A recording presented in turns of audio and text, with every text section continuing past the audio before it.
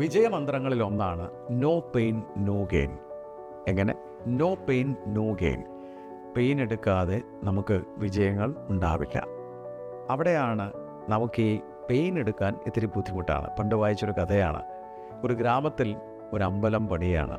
അതിന് ദേവിയുടെ വിഗ്രഹം വേണം. അവിടെ വിഗ്രഹത്തിന് നല്ലൊരു ശില്പി ആ നാട്ടിലുണ്ട്. അദ്ദേഹത്തെ പോയി കണ്ട് അവർ അഡ്വാൻസ് കൊടുത്ത് പറഞ്ഞു, ആ പിക്ചറൊക്കെ കാണിച്ച് വളരെ നല്ല ഒരു ദേവിയുടെ വിഗ്രഹമാണ് അവർക്ക് വേണ്ടതെന്ന്. അദ്ദേഹം ബ്രഹ്മമുഹൂർത്തത്തിൽ അത് തുടങ്ങാനിരിക്കുകയാണ്. അതിനു മുന്നേ ഈ ക്ഷേത്ര ഭാരവാഹികളോട് അദ്ദേഹം 2 കല്ലുകൾ കാണിച്ചുകൊണ്ട് ചോദിച്ചു, ഇതിലേതാണ് വേണ്ടത്? അവർ പറഞ്ഞു, എന്തായാലും നിങ്ങൾക്ക് ഇഷ്ടമുള്ളത് ഏതാണോ അതെടുത്തോളൂ, എന്നാലും ഞങ്ങളുടെ നോട്ടത്തിൽ ഇതായിരിക്കാം നല്ലത്. ഒരു കല്ല് സെലക്ട് ചെയ്തു. എന്നാൽ അദ്ദേഹം പറഞ്ഞു, മറ്റേതും എടുത്താൽ കുഴപ്പമില്ല. അപ്പോൾ ശില്പി തീരുമാനിച്ചു 2ഉം ട്രൈ ചെയ്യാം. അതിലെ ആദ്യത്തെ ആ കല്ലിനെ എടുത്ത് ബ്രഹ്മമുഹൂർത്തത്തിൽ അദ്ദേഹം പ്രാർത്ഥിച്ചുകൊണ്ട് അദ്ദേഹത്തിൻ്റെ പണിയായുധമെടുത്ത് ആ ചുറ്റിക വെച്ച് ഒരടി അടിച്ചപ്പോഴേക്കും എന്തോ ഒരു തേങ്ങൽ കേട്ടു. വീണ്ടും അടിച്ചു തേങ്ങൽ. ഒരു ശില്പിയാണ്, കല്ലിൻ്റെ വേദന തിരിച്ചറിയാമത്രേ.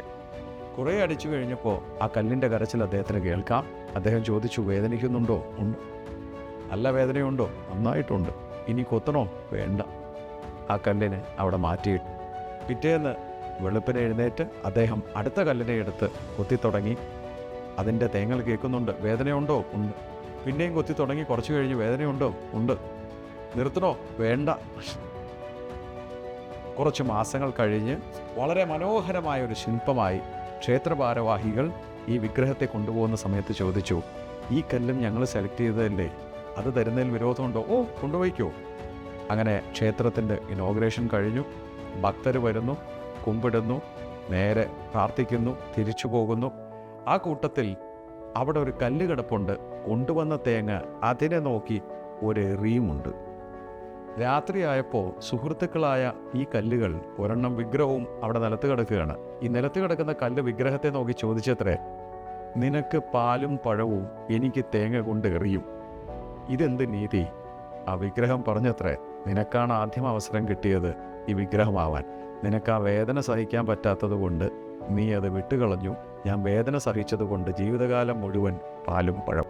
അതാണ് ഞാൻ പറഞ്ഞ നോ പെയിൻ നോ ഗെയിൻ. ഇന്ന് ജീവിതം തോൽക്കാനുള്ളതല്ല സുഹൃത്തെ, പോരുതാനുള്ളതാണ്. നമുക്ക് ആ വേദന എടുത്താലേ നാളെ വിജയമുണ്ടാവൂ എന്ന തിരിച്ചറിവുണ്ടെങ്കിൽ നമ്മൾ വിജയിച്ചിട്ടുണ്ടാവും.